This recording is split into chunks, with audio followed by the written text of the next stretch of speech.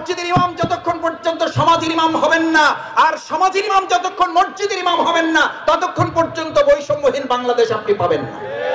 এটা তো বৈষম্য যে যারা সমাজের নেতা তাদেরকে মসজিদের নেতা মানতে চান না, মসজিদের ইমাম মানতে চান না, আবার মসজিদের ইমাম সমাজের নেতাগিরি করতে আসলে কয় যে উনি মসজিদই ঠিক আছে, সমাজের নাক না গলাইলে ভালো। এটা বৈষম্য দূর করতে হবে। যারা মসজিদের ইমাম হবে তারা কিসের ইমাম হবে? সমাজের ইমাম হবে। আজকের সিরাত উদযাপন কমিটির পক্ষ থেকে আমরা চনপাড়াবাসীকে আহ্বান জানাতে চাই, আগামী দিনে এমন একটা বৈষম্যহীন রাষ্ট্র আমরা তৈরি করব, যেই বৈষম্যহীন রাষ্ট্রে সমাজের নেতা মসজিদের ইমাম হবে, মসজিদের ইমাম সমাজের নেতাদের দায়িত্ব পালন করার ভূমিকা পালন করবে। আসসালামু আলাইকুম ওয়া রাহমাতুল্লাহি ওয়া বারাকাতুহু।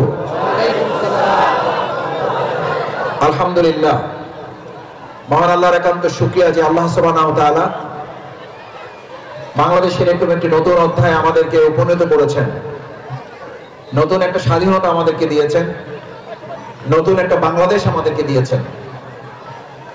যেই বাংলাদেশে এরকম তাফসীরুল কোরআন মাহফিল অনুষ্ঠান আয়োজন করার জন্য সেই তথাকথিত প্রশাসনের দরজায় গিয়ে গিয়ে আর আমাদেরকে ধর্ণা ধরতে হচ্ছে না, সেরকম একটা বিরাট অভিশাপ থেকে আল্লাহ আমাদেরকে বাঁচিয়েছেন। সেজন্য একবার অন্তঃস্থল থেকে ওই আসমানের মালিক যে আল্লাহ তাআলা এই খোলা জমিনে, খোলা আসমানের নিচে আমাদেরকে কথা বলার সুযোগ করে দিয়েছেন, সবাই একবার আপনার সমস্ত শক্তি দিয়ে সে আল্লাহ সুবহানাহু ওয়া তাআলার কাছে শুকরিয়া আদায়ের অংশ হিসাবে আমরা কি আলহামদুলিল্লাহ বলতে পারবো? আলহামদুলিল্লাহ, আলহামদুলিল্লাহ, আলহামদুলিল্লাহি রাব্বিল আলামিন। এই প্রশংসা শুধুমাত্র ছাত্রদের নয়, এই প্রশংসা শুধু জনতার নয়, এই প্রশংসা শুধু শ্রমিকের নয়, এই সমস্ত প্রশংসার মালিক হচ্ছেন কে? আল্লাহ সুবহানাহু ওয়া তাআলা। ওয়ামাকারু ওয়ামাকারাল্লাহ আল্লাহু খায়রুল মাকিরিন। মানুষ ষড়যন্ত্র করে, আল্লাহ তাআলা কৌশল অবলম্বন করেন। ষড়যন্ত্র নস্যাৎ করে দিয়ে কৌশলকে বিজয় করার মালিক কে? সে আল্লাহ সুবহানাহু ওয়া তাআলা। আজকে এখানে দাঁড়িয়ে যে সমস্ত শহীদ ছাত্র, তরুণ, যুবক, শ্রমিক, খেটে খাওয়া মানুষের রক্তে অর্জিত আজকের এই নতুন সুন্দর পরিবেশ দিয়েছেন, সেই আল্লাহ সুবহানাহু ওয়া তাআলার কাছে আমরা আমাদের সেই সমস্ত প্রিয় তরুণ, যুবক, ছাত্র, শ্রমিক ভাইদের জন্য দোয়া করি, আল্লাহ তাআলা তাদেরকে যেন সব গুনাহ মাফ করে দিয়ে শাহাদাতের মর্যাদা যেন দান করেন। সকলে বলুন আমিন। সম্মানিত ভাইয়েরা, আমাদের শহীদ আবু সাঈদ মীর মুগ্ধরা জীবন দিয়েছেন। জীবন দেওয়া অর্জিত এই নতুন বাংলাদেশে এখনো ষড়যন্ত্র বন্ধ হয় নাই। সেই ষড়যন্ত্রের ধারাবাহিকতায় অংশ হিসাবে ষড়যন্ত্রকারীরা যারা মনে করেছিল ষড়যন্ত্র করে তারা আরো কিছুদিন এই ক্ষমতায় অধিষ্ঠিত থাকবে, ক্ষমতা শুধু হারায় নাই, তারা পালাতে বাধ্য হয়েছে। কারণ যারা ষড়যন্ত্র করে তারা শুধু অপমানিত, লাঞ্ছিত হয় না, তাদেরকে আল্লাহ তাআলা দেশ ছাড়া করতে বাধ্য করেন। আল্লাহ তাআলা তাদের শুধু দেশ ছাড়াই করেন নাই, আল্লাহ তাআলা তাদেরকে মানুষের অন্তর থেকে বিচ্ছিন্ন করে এই জনগণের ভালোবাসা থেকে তাদেরকে শুধু মাহরুম করেন নাই, জনগণের ধিক্কার, লাঞ্ছনা, অভিশাপে তাদেরকে সিদ্ধ করেছেন।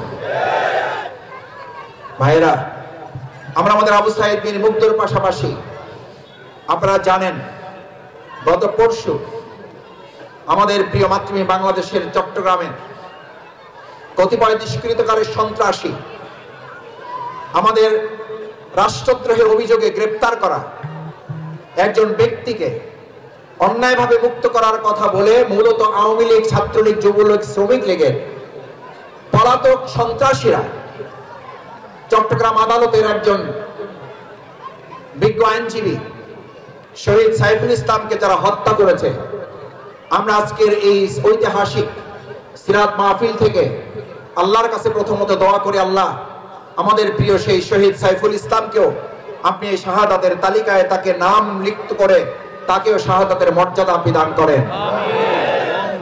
তাকে যারা গলা কেটে মাথা ফাটিয়ে তার মগজ বের করে হত্যা করেছে, আমরা এই প্রশাসনের কাছে জোর দাবি জানাচ্ছি তাদেরকে 24 ঘন্টার মধ্যে গ্রেফতার করে আইনের আওতায় নিয়ে এসে বিচারের মুখোমুখি করতে হবে। না হলে যারা এই ষড়যন্ত্রের সাথে সম্পৃক্ত মিডিয়ার সামনে প্রকাশিত আছে, আমরা প্রশাসনকে ধন্যবাদ জানাই। চট্টগ্রাম প্রশাসন ইতিমধ্যে তাদেরকে চিহ্নিত করে কিছু ব্যক্তিদেরকে গ্রেফতার করেছে। আমরা আজকের এই চনপাড়ার ঐতিহাসিক তাফসির মাহফিল থেকে আহ্বান জানাতে চাই, শুধু গ্রেফতারি শেষ কথা নয়, শুধুমাত্র তাদের 6 জন কিংবা 10 জনকে চিহ্নিত করা নয়, এদের পিছনে থেকে দেশের মধ্যে এবং দেশের বাইরে থেকে যারা নাটের গুরু হিসাবে দায়িত্ব পালন করছেন, ষড়যন্ত্র করছেন, সেই নাটের গুরু ষড়যন্ত্রকারী আওয়ামী লীগের পলাতক শেখ হাসিনা সহ নেতাদেরকে গ্রেফতার করতে হবে। সম্মানিত ভাইয়েরা, অর্জিত স্বাধীনতা অর্জন করা যত সহজ, সেই স্বাধীনতা রক্ষা করা তার চেয়েও। আমি আজ চনপাড়ার এই সমস্ত মুসলিয়ান ইকরামদের কাছে জানতে চাই, আমার ব্যবসায়ী নেতৃবৃন্দদের কাছে জানতে চাই, তরুণ যুবক ছাত্র জনতার কাছে জানতে চাই, অর্জিত এই রক্তাক্ত স্বাধীনতার জন্য যদি আবার আমাদের জীবন বাজি রাখতে হয়, তাহলে আমরা 5ই আগস্টের আগে জীবন বাজি রেখে যেমন সেই ফ্যাসিস্টদেরকে মোকাবেলা করেছি, আমাদের সেই খুনি সন্ত্রাসীদেরকে মোকাবেলা করেছি, আগামী দিনেও আমাদের দেশকে অস্থিতিশীল করার জন্য যারা সেই অস্থিতিশীল পরিস্থিতি তৈরি করার নাটক গুরু হিসেবে ভূমিকা পালন করছেন, 5ই আগস্টের হিমালয়কে যারা মোকাবেলা করেছে, সামান্য একটা পাথরকে মোকাবেলা করার জন্য জীবন বাজি রাখতে হলে কি রাজি আছেন আপনারা? সবাই কি রাজি আছেন ইনশাআল্লাহ? সম্মানিত নারায়ণগঞ্জ রূপগঞ্জবাসী, আমি আপনাদের সামনে মহাগ্রন্থ আল কোরআনের একেবারে পরিচিত একটি আয়াত আপনাদের সামনে তেলাওয়াত করেছি। আজকে সিরাত আলোচনা, আমাদের শ্রদ্ধেয় প্রধান বক্তা সহ অন্যান্য অতিথিবৃন্দ আপনাদের সামনে গুরুত্বপূর্ণ তাফসীর পেশ করবেন। আমি শুধু সিরাত সংক্রান্ত কয়েকটি ছোট কথা বলে আমার আলোচনা সংক্ষেপে শেষ করব। আল্লাহ তাআলা আমাদেরকে তৌফিক দান করুন, সকলে বলুন আমিন। আল্লাহ সুবহানাহু ওয়া তাআলা বলেন, মা কানা মুহাম্মাদুন আবা আহাদিম মির রিজালিকুম ওয়ালাকিন রাসূলুল্লাহ। তোমাদের এই প্রিয় মুহাম্মদ তোমাদের কাছে প্রেরণ করা হয়েছে, তিনি একজনের সন্তান, তিনি মানুষ, কিন্তু আমি মানুষদের মধ্য থেকে আল্লাহ তাআলা তাকে রাসূল হিসেবে প্রেরণ করেছি এবং খাতামান নবিয়্যিন। আপনাদের নিশ্চয়ই মনে থাকার কথা, আমাদের এই আয়াত, গোটা কোরআন শরীফ যারা মানেন, এই আয়াতের পুরোটা মানেন, কিন্তু আয়াতের শেষ ছোট্ট একটা শব্দ শুধু মানেন না। কোনটুকু মানেন না? আয়াতের শেষ একটা শব্দ শুধু মানেন না, গোটা একটা আয়াতও স্বীকার করেন না। তারা এইটুকু পর্যন্ত স্বীকার করেন, মা কানা মুহাম্মাদুন আবা আহাদিম মির রিজালিকুম ওয়ালাকিন রাসূলুল্লাহ, এই পর্যন্ত তারা কি করেন? মানেন, কিন্তু পরের শুধু একটা অংশ খাতামান নবিয়্যিন, এইটুকু তারা মানেন না। তারা মুসলিম না অমুসলিম? আরো জোরে শুনতে চাই, তারা মুসলিম না অমুসলিম? আমি এবার চনপাড়াবাসীর কাছে জানতে চাই, আপনি যে দল করেন, যে মত করেন, যে আদর্শে বিশ্বাস করেন কিংবা করেন না, আপনি যে চিন্তাধারা, যে স্বপ্নে বিভোর থাকেন কিংবা করেন না, আপনি যে নেতার স্লোগানে বিবরিত থাকেন কিংবা থাকেন না, যদি মহাগ্রন্থ আল কোরআনের গোটা একটা আয়াতটা শুধু একটা শব্দকে অস্বীকার করার কারণে আপনি তাকে অমুসলিম বলেন, তাহলে আজকে এই মাইকের আওয়াজ যে ভাইয়েরা শুনছেন, যে বোনেরা শুনছেন, যে মুসলিয়ান ইকরামরা শুনছেন, তাদের বিবেকের কাছে কোশ্চেন করতে চাই, যদি আপনি রাজনীতির ক্ষেত্রে সেই ইসলাম না মানেন, আদর্শের ক্ষেত্রে যদি সেই ইসলাম না মানেন, পররাষ্ট্রনীতির ক্ষেত্রে যদি সেই ইসলাম না মানেন, অর্থনীতির ক্ষেত্রে যদি সেই ইসলাম আপনি না মানেন, আল্লাহর জমিনে আল্লাহর বিধান কিভাবে চলবে তা যদি না মানেন, গণভবন কিভাবে চলবে আমি যদি তা না মানি, বঙ্গভবন কিভাবে চলবে তা যদি আমি না মানি, সংসদ ভবন আল্লাহর যা বিধান অনুযায়ী কিভাবে চলবে তা যদি আমি না মানি, সংস্কৃতি কিভাবে চলবে আল্লাহর যা বিধান অনুযায়ী যদি আমি না মানি,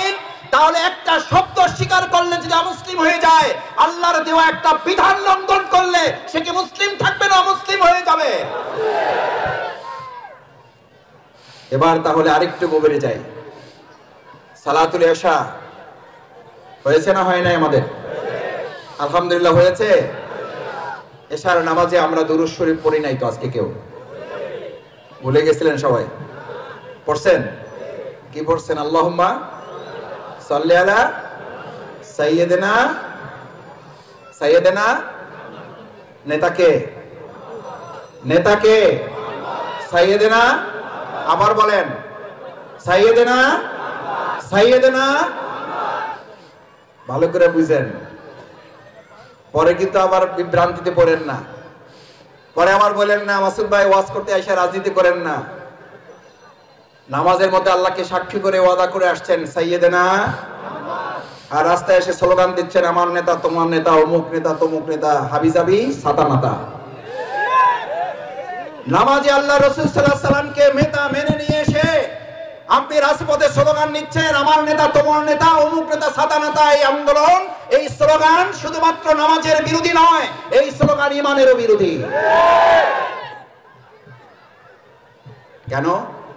প্রিয় নবী মুহাম্মদুর রাসূলুল্লাহ সাল্লাল্লাহু আলাইহি সাল্লামকে আল্লাহ তাআলা এবার ঘোষণা করলেন, বিসমিল্লাহির রহমানির রহিম, লাকাদ কানা লাকুম ফি রাসূলিল্লাহি উসওয়াতুন হাসানাহ।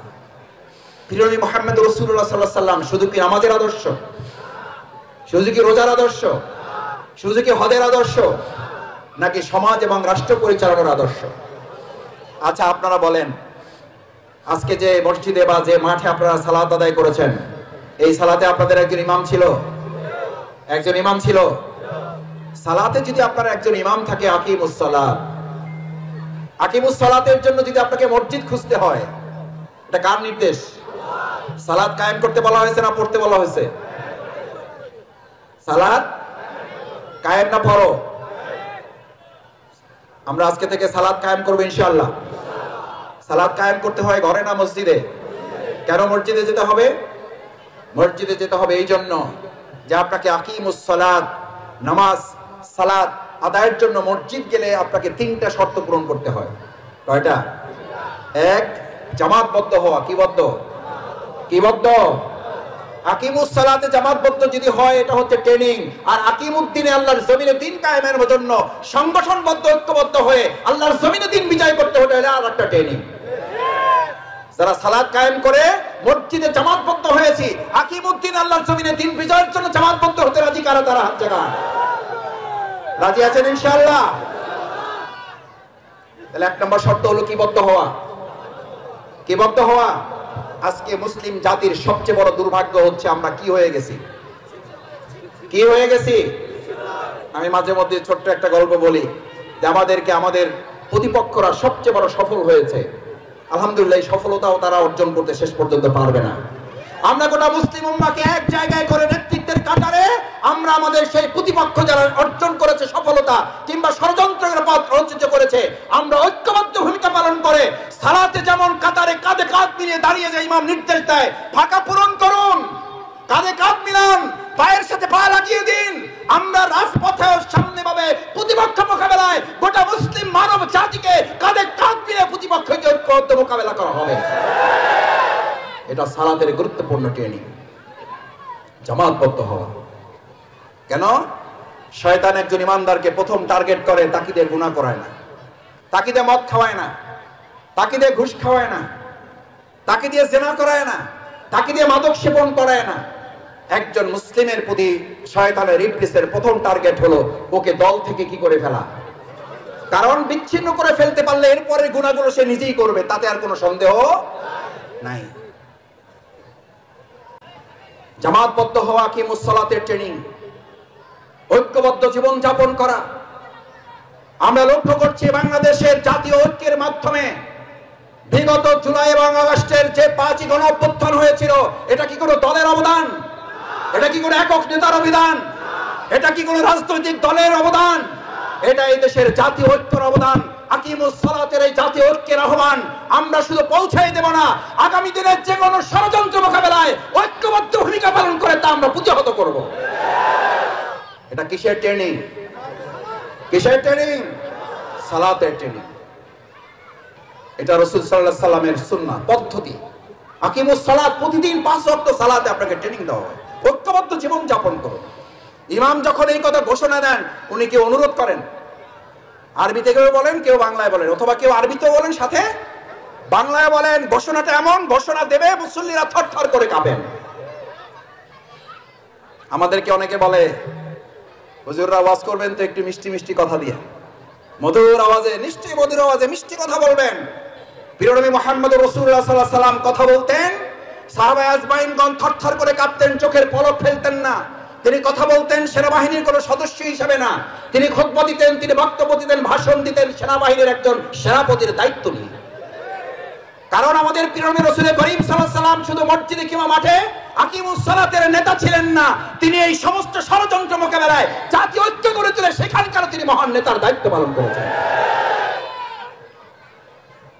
আকিমুস সালাত রাসূল সাল্লাল্লাহু আলাইহি ওয়াসাল্লাম আদর্শ।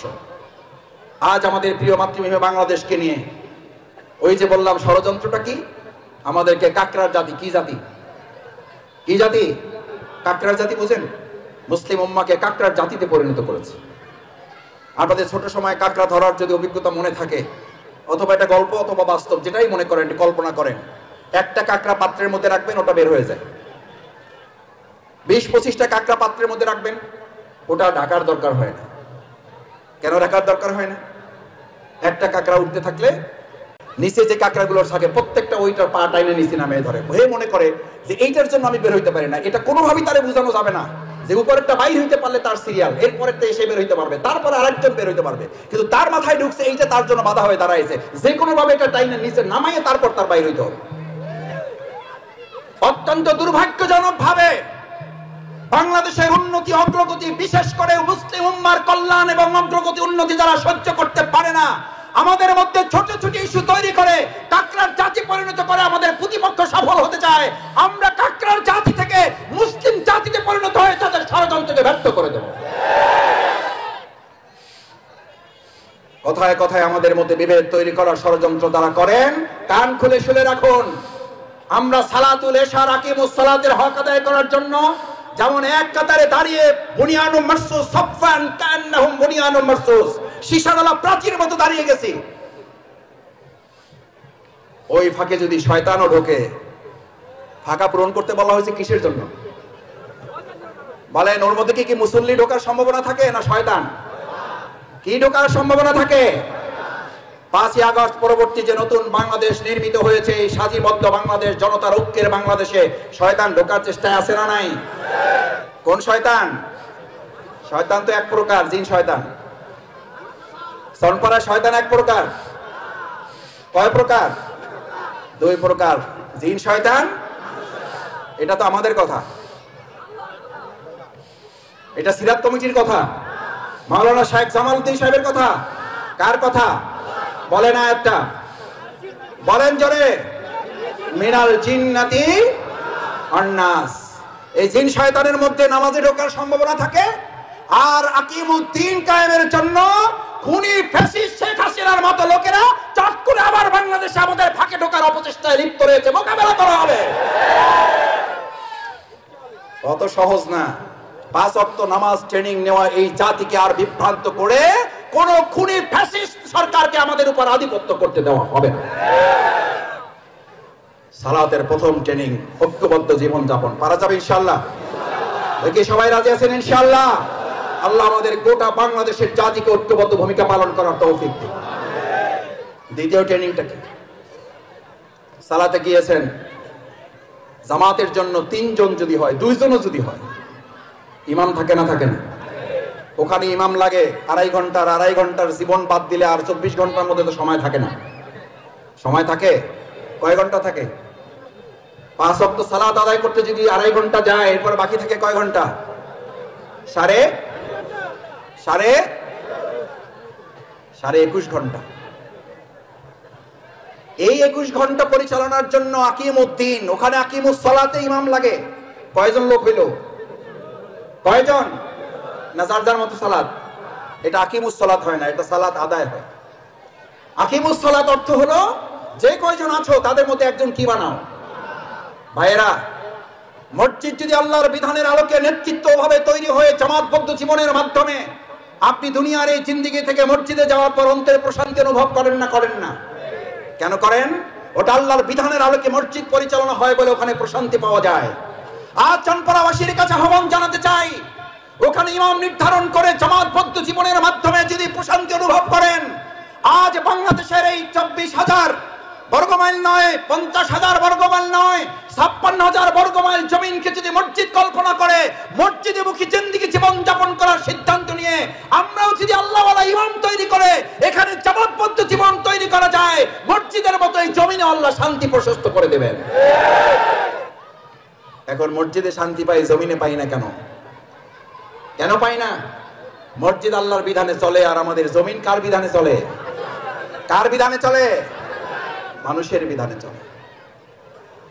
আল্লাহ সুবহানাহু ওয়া তাআলা প্রিয় নবী মুহাম্মদ রাসূলুল্লাহ সাল্লাল্লাহু আলাইহি সাল্লামকে কি শুধু মসজিদে নববীর ইমাম বানিয়েছেন, না মসজিদে মদিনা রাষ্ট্রের ইমাম বানিয়েছেন?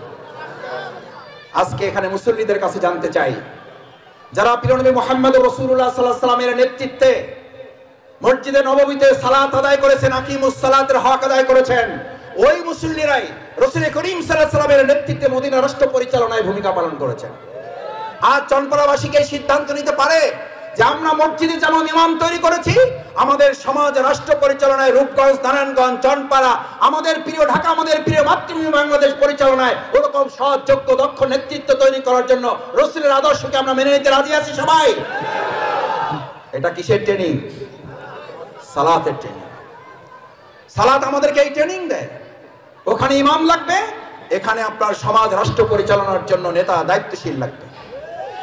আমি আপনার কাছে এই কথা জিজ্ঞেস করতে চাই, ওখানে ইমামের ব্যাপারে যদি শোনেন এমনি নামাজ কালাম ভালোই পড়ায়, কিন্তু টুকটাক একটু সমস্যা আছে।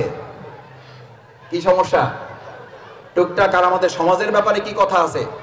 উনি শুধু সমস্যা না, উনি নামাজের সময় হলে মসজিদে দ্বারের কাছে দিয়েও হাঁটার সময় পান না। মসজিদের ইমাম যতক্ষণ পর্যন্ত সমাজের ইমাম হবেন না, আর সমাজের ইমাম যতক্ষণ মসজিদের ইমাম হবেন না, ততক্ষণ পর্যন্ত বৈষম্যহীন বাংলাদেশ আপনি পাবেন না। এটা তো একটা বৈষম্য। এটা কি? কেন বৈষম্য? আমি একজন নেতাকে জিজ্ঞেস করেছিলাম, ভাই বৈষম্যহীন বাংলাদেশ চান, তা আপনারা তো ভাগ করে ফেলেছেন। বলেন অসুদে বুঝলাম না। আমি বললাম বুঝবেন না কেন, সহজ কথা। এটা তো বৈষম্য যে যারা সমাজের নেতা তাদেরকে মসজিদের নেতা মানতে চান না, মসজিদের ইমাম মানতে চান না। আবার মসজিদের ইমাম সমাজের নেতাগিরি করতে আসলে কয় যে উনি মসজিদই ঠিক আছে, সমাজের নাক না গলাইলে ভালো। আর সমাজের নেতা তারা হারা ইমামের নাক গলাইবে মানে কি? এ তো উজু ঠিক মতো করতে পারে কিনা সন্দেহ আছে। তাই মন করতে বলে কয় 7 ফরজ 4টা জানি আর বাকি 4টা আমি জানি না। আসলে ফরজ কয়টা? এই ইমাম দিয়ে শান্তি পাওয়া যাবে? এটা বৈষম্য দূর করতে হবে। যারা মসজিদের ইমাম হবে তারা কিসের ইমাম হবে? সমাজের ইমাম হবে। আজকের সিরাত উদযাপন কমিটির পক্ষ থেকে আমরা চনপাড়াবাসীকে আহ্বান জানাতে চাই, আগামী দিনে এমন একটা বৈষম্যহীন রাষ্ট্র আমরা তৈরি করব, যেই বৈষম্যহীন রাষ্ট্রে সমাজের নেতা মসজিদের ইমাম হবে, মসজিদের ইমাম সমাজের নেতাদের দায়িত্ব পালন করার ভূমিকা পালন করবে। ভাইয়েরা, শুকরিয়া, মেহরবান। আরো ভালো বাস্তব পরে পাবেন। আমি শুধু ওই যে আমাদের গ্রামে একটা কথা আছে আর কি, আমরা হলো সাপের খেলা দেখাইতে আসছি, পরে কি বিক্রি হবে?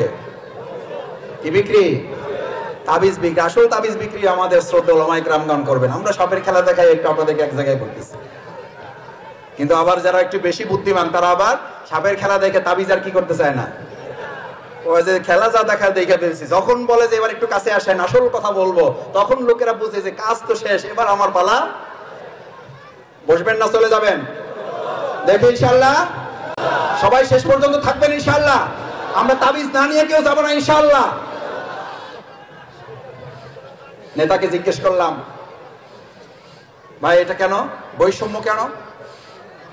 তো বলেন যে ভাই বৈষম্য আমরা দূর করতে চাই। আমি বললাম যদি বৈষম্য দূর করতে চান তাহলে মসজিদের নেতাকে সমাজের নেতা এবং সমাজের নেতাকে কোথার নেতা বানাইতে হবে। এই নেতা বানানোর দায়িত্ব কি আল্লাহ তাআলার শুধু, না আপনাদেরও আছে? আলহামদুলিল্লাহ, এই দায়িত্ব আমরা যদি পালন করতে পারি তাহলে কেবলমাত্র একটা সুন্দর বৈষম্যহীন বাংলাদেশ আমরা তৈরি করতে সক্ষম হব। শেষ কথা যেটা আকিমুস সালাতের, প্রথম প্ল্যান জামাতবদ্ধ জীবন যাপন, দ্বিতীয় প্ল্যান একজন কি লাগবে? নেতা লাগবে। সালাতের তৃতীয় এবং সবচেয়ে বড় বৈশিষ্ট্য যেটা আপনার মতের কোরবানি, আপনার চিন্তা, আপনার ইচ্ছা অনিচ্ছার কোরবানি। আপনি সালাত আদায় করতে গেলেন, নেতৃত্বের পক্ষ থেকে যে সিদ্ধান্ত দেওয়া হয় এটা আপনি পছন্দ হইলেও মানেন না, হইলেও মানেন না। ধরেন আপনি ওখানে গেছেন, মসজিদটাকে এসি রুম আছে, খুব গরম পড়েছে, ভিতরে ঢুকে চিন্তা করলেন আজকে হুজুর যেভাবে ছোট সূরা দিয়ে পড়ছে আমি একটু বড় সূরা আদায় করতে চাই। সওয়াব কম হবে না বেশি হবে? বলে যে কম হবে। সওয়াব কম হবে না বেশি হবে? সালাত কি হয়ে যাবে? নষ্ট হয়ে যাবে। কার আনুগত্য? ব্যক্তির না ইমামের? ব্যক্তির না ইমামের? আমাদের সম্মানিত মুসল্লিয়ানে কেরাম, আকিমুস সালাত প্রিয় নবী মুহাম্মদ রাসূলুল্লাহ সাল্লাল্লাহু আলাইহি ওয়াসাল্লামের জীবনের সমস্ত সাহাবীগণ রাসূল সাল্লাল্লাহু আলাইহি ওয়াসাল্লামের আনুগত্য নিজেদেরকে এমন ভাবে তৈরি করেছিলেন, সামি'না ওয়া আতা'না, আমরা শুনলাম এবং মেনে নিলাম। কিন্তু আমাদের ওয়াজ মাহফিল সম্পর্কে এখন আলেমগণ কোনো ক্ষেত্রে হতাশ হয়ে যাচ্ছে। মানে ডাক্তার রুগী দেখতে দেখতে ডাক্তারই মনে করতেছেন সর্বনাশ, এত রুগী দেখতেছি তাও তো রুগী কমে না, হতাশ। আমি কিছু সময় মাঝে মধ্যে দু একজন আলেমদের সাথে আলোচনা করি, ভাই মাহফিল একটা নেন। পরে মাসুদ ভাই বুঝলাম না, এত মাহফিল করি তারপরও তো দেশে আলহামদুলিল্লাহ কিছু বরকত হচ্ছে না তা না, কিন্তু যেভাবে পরিবর্তন হওয়া দরকার সেভাবে পরিবর্তন হচ্ছে না। কেন হচ্ছে না?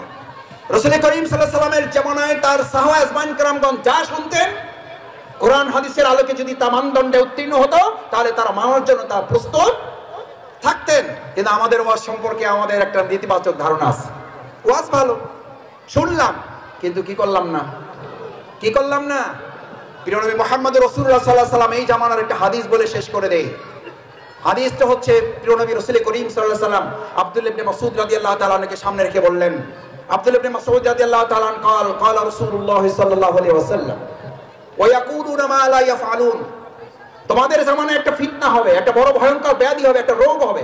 এই রোগটার নাম করোনা না, এই রোগটার নাম টাইফয়েড না, এটার নাম কলেরা না, এটার নাম জন্ডিস না, এটার নাম হার্ট অ্যাটাক না, এটার নাম হলো ওয়া ইয়াকুলুনা মা লা ইয়াফআলুন। তোমাদের মধ্যে বলার লোক থাকবে কিন্তু ওই কাজ করার লোক থাকবে না।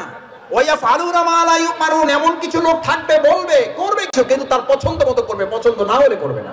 সালাত আমাদেরকে ট্রেনিং দেয়। রাসূল করিম সাল্লাল্লাহু আলাইহি ওয়াসাল্লামের সাহাবা আজমাইন کرامগণ যেভাবে নিজেদেরকে গড়ে তুলেছিলেন কোরআন এবং সুন্নাহর ভিত্তিতে হলে তিনি করবেন, কোরআন সুন্নাহর ভিত্তিতে না হলে যদি আমার বাবাও তা বলে, যদি আমার রাজনৈতিক নেতাও তা বলে, আমরা তা শুনতে বাধ্য নই।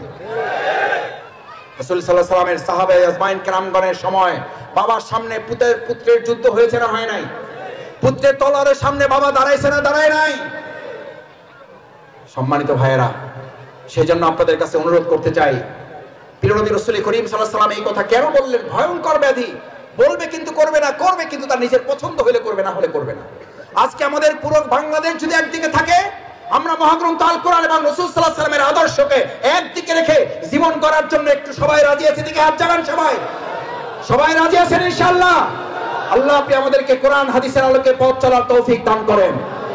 আপনি আমাদেরকে কোরআনের জন্য গ্রহণ করেন, আল কোরআনের কর্মী হিসাবে গ্রহণ করেন, আমাদের কোরআনের জন্য জীবন বাজি রাখার তৌফিক দান করেন। আল্লাহ এই বাংলাদেশকে কোরআনের সংসদ হিসাবে কবুল করেন। আল্লাহ আগামীতে এই দেশকে ইনসাফের রাষ্ট্র হিসাবে কবুল করেন। শহীদের রক্তের এই বাংলাদেশ নিয়ে যেন আর কেউ ষড়যন্ত্র করতে না পারে, সেখান থেকে আপনি আমাদের হেফাজত করেন। সেই প্রত্যাশা ব্যক্ত করে আবারও আপনাদের সকলের কাছে দোয়া চেয়ে 2 দিন ব্যাপী সিরাতুন নবী সাল্লাল্লাহু আলাইহি ওয়াসাল্লাম মাহফিলের যারা আয়োজন করেছেন, সমস্ত আয়োজকবৃন্দ যারা এটার পিছনে সময় দিয়েছেন, শ্রম দিয়েছেন, অর্থ দিয়েছেন, মেধা দিয়েছেন, এবং বিশেষ করে আমাদের তরুণ যুবকেরা যারা ভূমিকা পালন করছে, আমি বিশ্বাস করি এই তরুণ যুবকদের হাত ধরেই আগামী দিনের বাংলাদেশ ইসলামের বাংলাদেশ হবে ইনশাআল্লাহ। সেই প্রত্যাশা ব্যক্ত করে আবারও সবাইকে ধন্যবাদ এবং কৃতজ্ঞতা জানিয়ে আমার কথা শেষ করছি। সুবহানাকাল্লাহুম্মা বিহামদিকা আশহাদু আল্লা ইলাহা ইল্লা আনতা আস্তাগফিরুকা ওয়া আতুবু ইলাইক। আসসালামু আলাইকুম ওয়া রাহমাতুল্লাহি